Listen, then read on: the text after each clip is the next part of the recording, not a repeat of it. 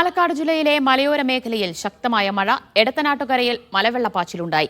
വാണിയംകുളം പനയൂരിൽ മലവെള്ളപ്പാച്ചിലിനിടെ വീടുകളുടെ മതിൽ തകർന്നു.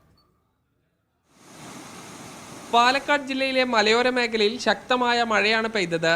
സൈലന്റ് വാലിയിൽ ശക്തമായ മഴ പെയ്തതിനെ തുടർന്ന് പുഴകളും തോടുകളും കരകവിഞ്ഞൊഴുകി. അട്ടപ്പാടി ചുരത്തിലൂടെയും വലിയ രീതിയിൽ വെള്ളമൊഴുകി. ഉച്ചകഴിഞ്ഞ് എടത്തനാട്ടുകര ഓടക്കുളം പൊട്ടിയിലൂടെ മലവെള്ളം പാഞ്ഞെത്തി. ഉരുൾപൊട്ടലുണ്ടായിട്ടുണ്ടോ എന്ന സംശയത്തിൽ ജിയോളജി വകുപ്പ് ഉദ്യോഗസ്ഥർ സ്ഥലം പരിശോധിച്ചു.